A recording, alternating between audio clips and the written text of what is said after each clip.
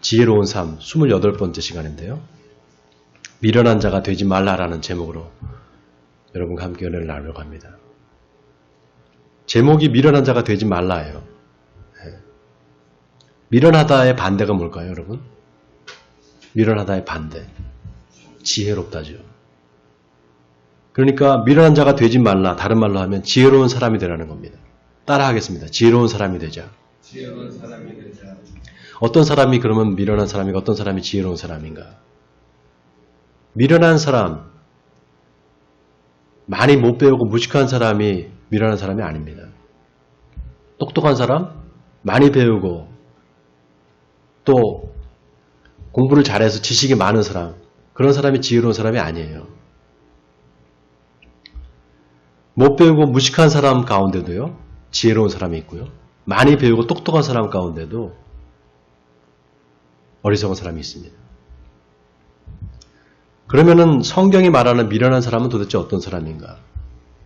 성경이 말하는 미련한 사람은요, 하나님의 말씀을 순종하지 않는 사람입니다. 하나님을 믿지 않는 사람, 하나님이 없다고 하는 사람, 그 사람이 미련한 사람이에요. 지혜로운 사람은 그 반대겠죠. 하나님을 믿고 하나님의 말씀에 순종하는 사람, 그 사람이 지혜로운 사람입니다. 여러분, 이 순종한다는 말이 정말 중요해요. 오늘 솔로몬이 그 얘기를 하고 있습니다. 지혜라는 건 뭐냐? 바로 순종이라는 거예요. 하나님의 말씀에 순종하는 거, 그게 바로 지혜로운 삶이라는 겁니다. 자, 순종이라는 말, 이게 한자어거든요. 순종. 순순히 따라간다, 이런 뜻입니다. 그러니까 억지로, 내가 하기 싫은데 억지로 따라가는 거, 그거는 순종이 아니겠죠? 그래서 순종과 복종이 차이가 있어요. 순종은 내 마음에 내가 이걸 따라야지 하는 마음이 생기면 그때 따라가는 거, 그게 순종입니다. 복종은 하기 싫은데 억지로 끌려가는 거, 그게 복종이에요. 그래서 순종에는 자유가 있습니다. 여기는 자유가 있어요. 내가 따라가고 싶을 때, 내 마음에 동의가 될 때 따라가는 거기 때문에 자유가 있죠. 복종은 싫은데 억지로 가야 되기 때문에 거기엔 자유가 없어요. 분명한 차이가 있습니다. 예수님께서 아주 기가 막힌 말씀하셨어요. 누구든지 나를 따르려거든 자기를 부인하고 자기 십자가를 지고 나를 따를 것이니라. 예수님께서 하신 이 말씀이 여러분 얼마나 의미심장합니까? 누구든지 나를 따르려거든, 여기에는 자유가 있어요. 따르고 싶은 사람 따르라는 겁니다. 따르고 싶지 않으면 따르지 않아도 됐다는 거예요. 강요하는 게 아닙니다. 아니, 그럼 목사님, 하나님 말씀에 순종해야 되는데 내 마음에 안 들고 그러면 안 따르고 순종 안 해도 되는 겁니까? 순종 안 해도 돼요. 하나님께서 순종하지 않을 자유도 우리에게 주셨습니다. 여러분, 하나님의 그 섭리가 너무 놀랍지 않습니까? 하나님께서 우리에게 자유라는 걸 주셨는데, 자유의지를 주셨는데요. 그거는 하나님의 말씀에 순종할 자유도 있고요. 순종하지 않을 자유도 있는 거예요. 이 두 가지가 다 있어야지만 진정한 자유입니다. 근데 하나님께서 우리에게 그 두 개를 다 주신 거예요. 그러니까 순종하지 않을 자유도 우리한테 있을까요, 없을까요? 있어요. 반대로 순종할 자유도 있다는 거죠.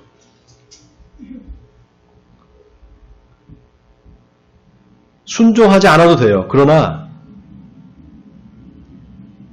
자유가 우리에게 있기 때문에 순종하지 않아도 되는데 대신에 거기에 책임이 따릅니다. 하나님의 말씀에 불순종할 자유가 있는데 책임도 있다는 겁니다. 또 순종하라고 할 때 뭐에 대한 순종이냐, 이게 중요하죠. 하나님의 말씀에 대한 순종이에요. 여러분, 이 말씀이 이스라엘 민족한테는 율법으로 주어졌습니다. 율법으로 주어졌다, 법으로 주어졌다 이 말이에요. 이 법이라는 게 뭡니까, 여러분? 뭐뭐 해라, 하지 말라잖아요. 뭐뭐 해라, 하지 말라. 하지 말라 뭡니까? 십계명에 살인하지 말라, 도둑질하지 말라, 간음하지 말라. 다 하지 말라죠. 또 하라는 뭐가 있을까요? 십계명에 하라는 말이 있잖아요. 내 부모를 공경하라. 하라는 거잖아요. 그죠? 이렇게 법에는 의무가 따라가요. 자, 자유에는 책임이 따르고 법에는 의무가 따라가는 겁니다. 자, 그러면 하나님의 말씀이 법이에요. 하나님의 말씀이 법이면은 그 법을 지키는 게 의무다 그러면 말씀에 순종하는 게 이스라엘 백성들한테는 이게 의무인 거예요. 이해가 됐어요? 이스라엘 백성들한테 이게 의무인 겁니다. 자, 법이 나오고 의무가 따라 나오고 그러니까 어때요? 하나님 말씀에 더 순종하기가 싫죠? 여러분 마음에 어떤 마음이 들어요? 법이고 의무다 이걸 해야 된다 그러니까 자꾸 마음에 불순종하는 마음이 생기잖아요. 대부분의 사람들이 법을 지켜라 그러면 거기에 거부감을 느낍니다. 아, 나 하기 싫은데 꼭 지켜야 되나 이런 마음을 가져요. 자, 그러면 그 법에서 자유로우려면 어떻게 해야 될까요? 이런 법을 내가 지켜야 되는데 이 법에서 내가 자유로우려면 어떻게 해야 될까요? 그런 법을 아예 없애버리면 자유로울까요? 예를 들어서 10계명에 간음하지 말라,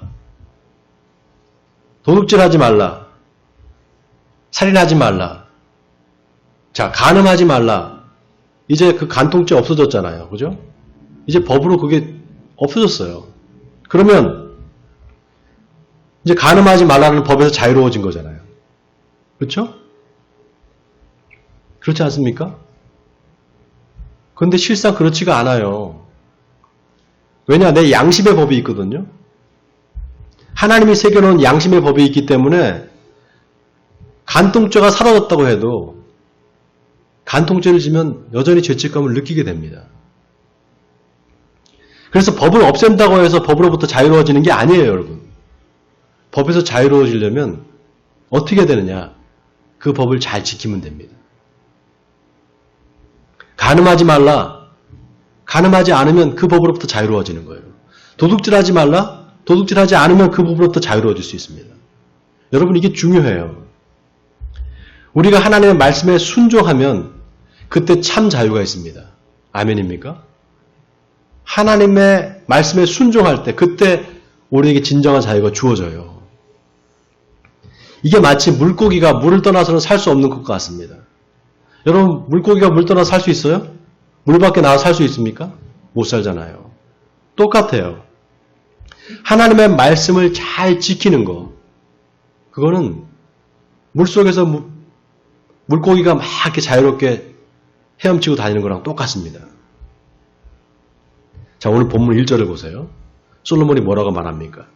미련한 자에게는 영예가 적당하지 아니하니 마치 여름에 눈 오는 것과 추수 때에 비 오는 것과 같으니라. 여러분, 여름에 눈이 오고 추수 때 비가 오면 어떻게 될까요? 네? 여름에 막 눈이 와요. 추수 때가 되는데 막 비가 오다고 생각해 보세요. 어떻게 될까요? 그 해 농사를 완전히 망치는 거예요. 망하는 겁니다. 자, 미련한 자가 영예를 얻으면 그렇게 된다는 거예요. 자, 이 미련한 자가 누굴까? 지난 시간에 잠언서 25장부터 29장까지가 히스기야의 신하들이 편집한 거다 이렇게 말씀드렸어요. 이 25장부터 29장까지를 그래서 왕의 잠언이다 이렇게 말합니다. 왕이 반드시 듣고 마음에 새겨야 될 말씀이다 이런 뜻이에요. 자, 그래서 1절에 미련한 자, 이건 왕을 말하는 겁니다. 그러니까 미련한 자가 영예를 얻는다. 미련한 자가 왕이 된다. 이 뜻이에요. 미련한 자가 왕이 되면 어떻게 되느냐? 안 된다는 겁니다. 자, 그 미련한 자가 누구냐? 하나님의 말씀에 순종하지 않는 사람이에요. 그러니까 결국 뭡니까? 하나님의 말씀에 순종하지 않는 왕이 나타나면은 그 나라에 재앙이 온다 이 말입니다. 자, 그 다음 2절을 보세요. 까닭 없는 저주는 참새가 떠도는 것과 제비가 날아가는 것과 같이 이루어지지 아니하느니라. 자, 이 말은 무슨 말인가? 옛날에는 종교와 정치가 분리되지 않았었어요. 신정일치. 그러니까 왕이 제사장 역할을 했습니다. 그러니까 바빌론의 왕이나 이집트의 왕들, 이집트의 파라오 같은 경우를 보면은요, 자기가 신의 대리자예요. 그래서 자기가 제일 높은 제사장이다 이렇게 말합니다. 그러니까 자기가 신이나 마찬가지예요. 그러니까 신의 이름으로 이 왕들이 막 저주를 하는 겁니다. 사람들, 백성들을 저주를 하고 막 신하들을 저주를 하는 거예요. 자, 그런데 그런 까닭 없는 저주가 소용없다는 거예요. 참새가 떠도는 것과 같고 제비가 날아가는 것과 같이 이루어지지 않는다 이 말입니다. 여러분 하나님께서 하나님의 자녀들을 축복하기를 원하세요. 이거 아멘입니까? 하나님은 우리를 축복하기를 원하시지 우리한테 저주를 내리지 않습니다.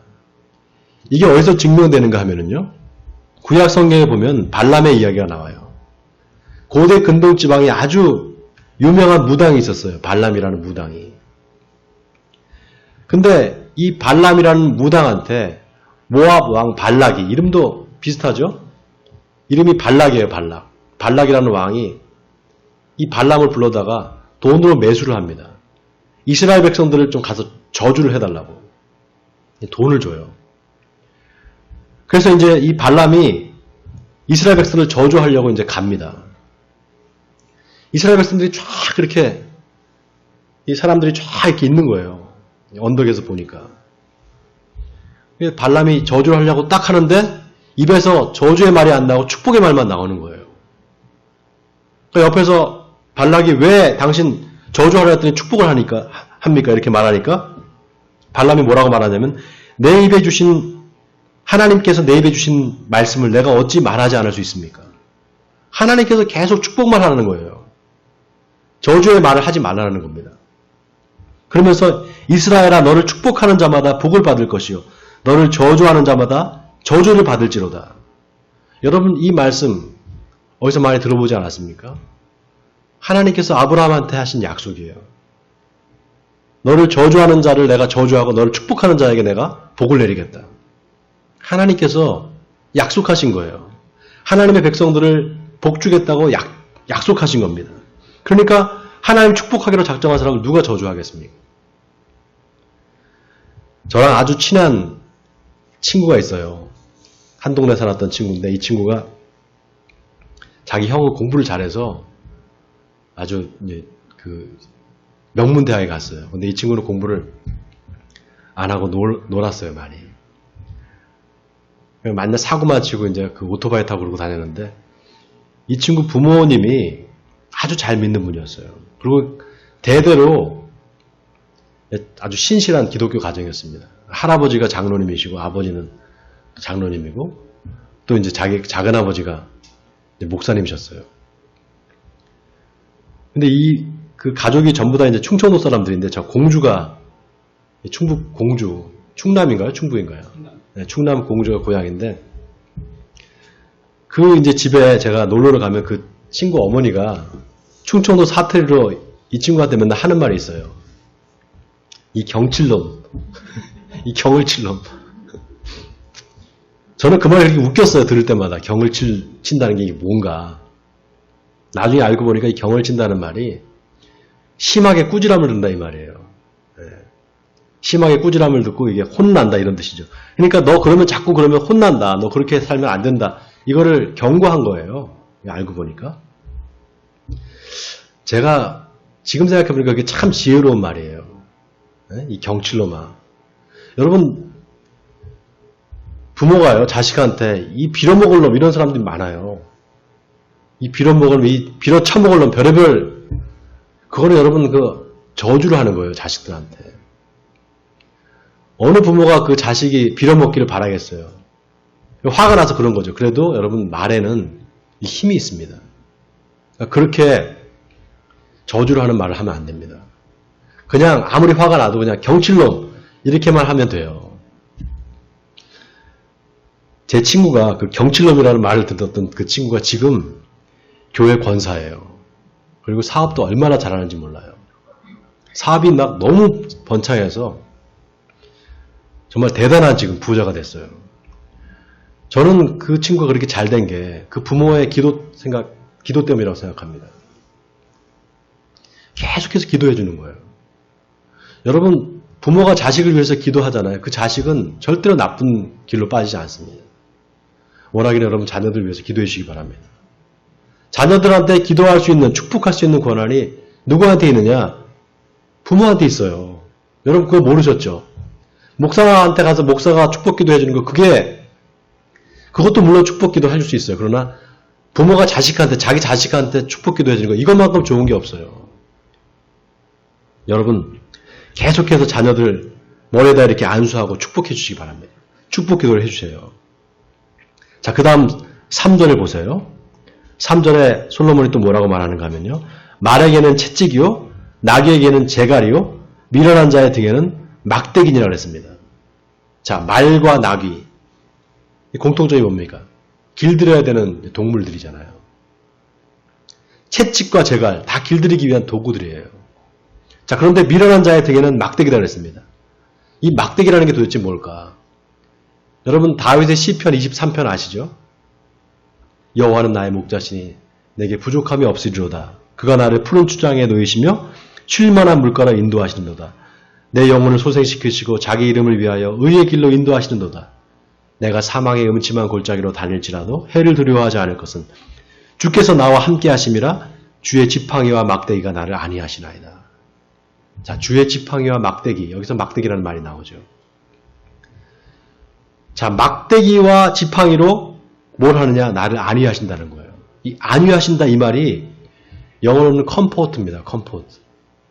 위로하다, 편안하게 하다 이런 뜻이에요. 여러분 등을 막대기로 맞으면 어때요? 네? 위로가 돼요? 편안해요? 아프잖아요. 근데 그 아픈 게 오히려 위로가 된다는 거예요. 아픈 게 오히려 편안하게 된다는 거예요. 아파서. 어떻게 그럴 수 있느냐? 여러분 목자가 양무리를 이렇게 치잖아요. 양무리를 칠 때 꼭 필요한 게 막대기와 이 지팡이입니다. 막대기와 지팡이가 이게 동어 반복이 아니에요. 다른 거예요. 용도가 다릅니다. 지팡이는 뭐냐 하면은요. 늑대나 사자 같은 게 이렇게 왔을 때 그걸 가지고 싸워야 되는 거예요. 무기입니다. 무기. 그래서 감람나무가 있으면요. 그 감람나무 뿌리가 있잖아요. 근데 감람나무가 재밌는 게 이 뿌리가 이렇게 올라와 있어요. 지상으로 돌출되어 있어요. 감람나무는. 그래서 뿌리가 이렇게 보면 이렇게 줄기가 내려다가 이렇게 우묵한 부분이 있잖아요. 그러니까 무게가 이렇게 나가는 이렇게 뭉치 같은 게 있단 말이죠. 고기를 딱 자르는 거예요. 그럼 어떻게 되겠어요? 이 도끼처럼 되는 거죠.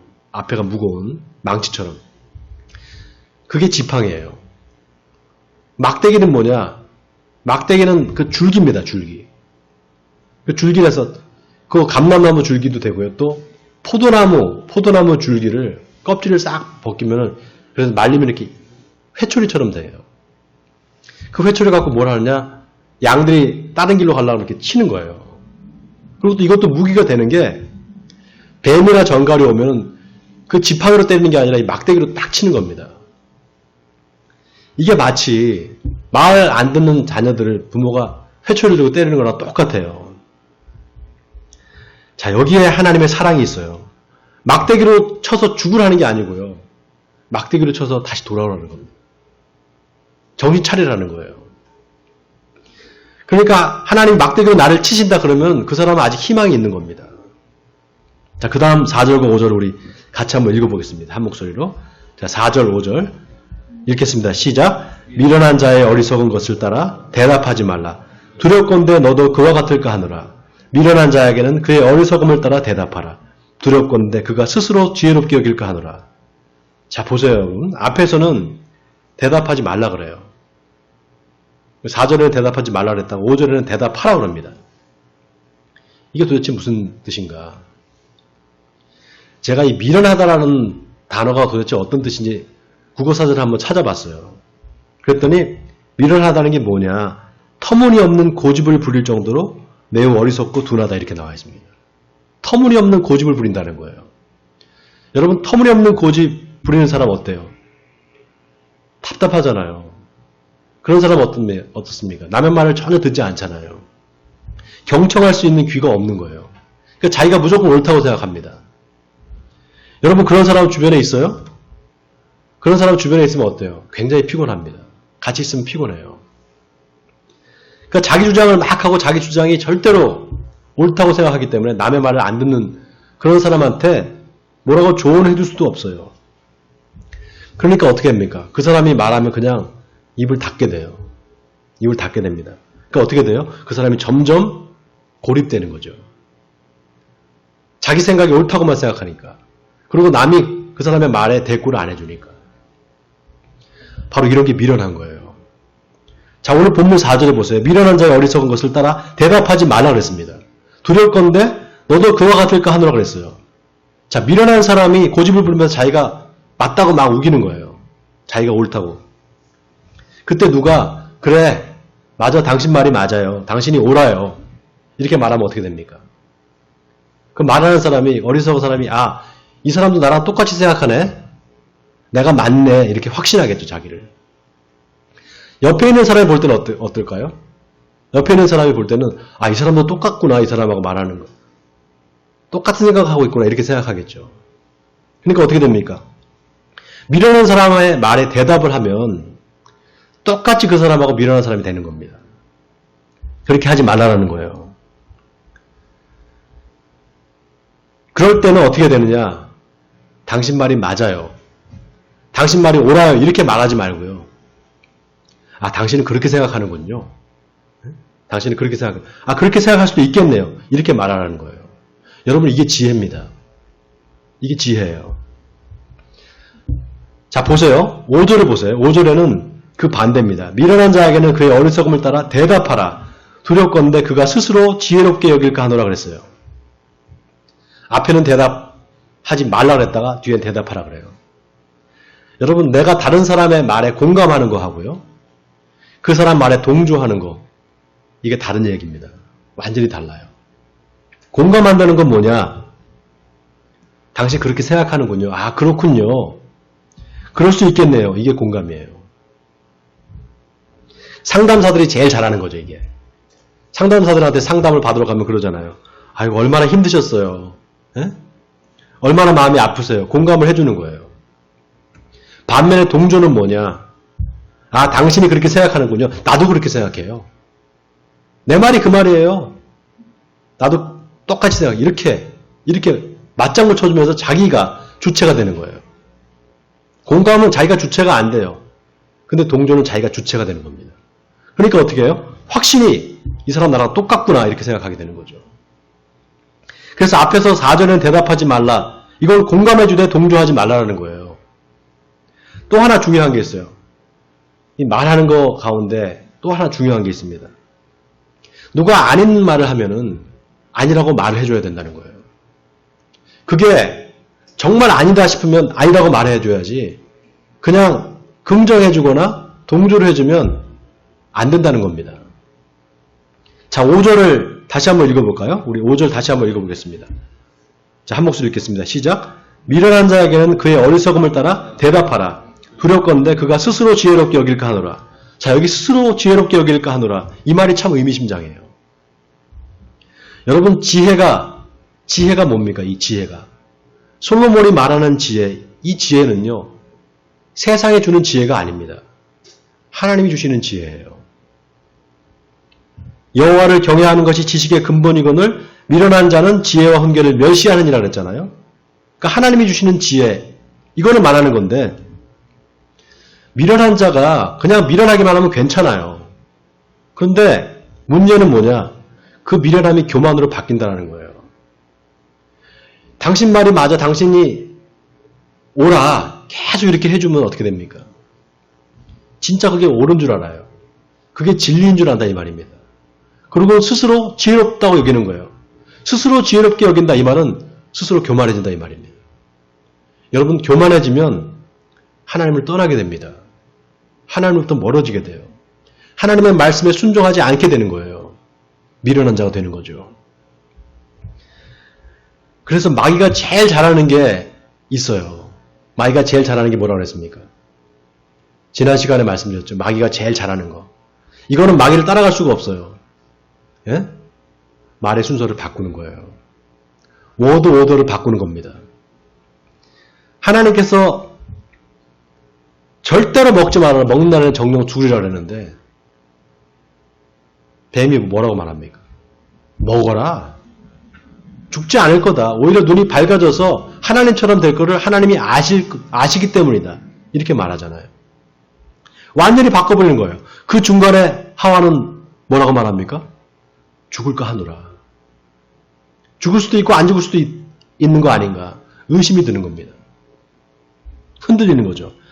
여러분, 한 가지 놀라운 사실이요.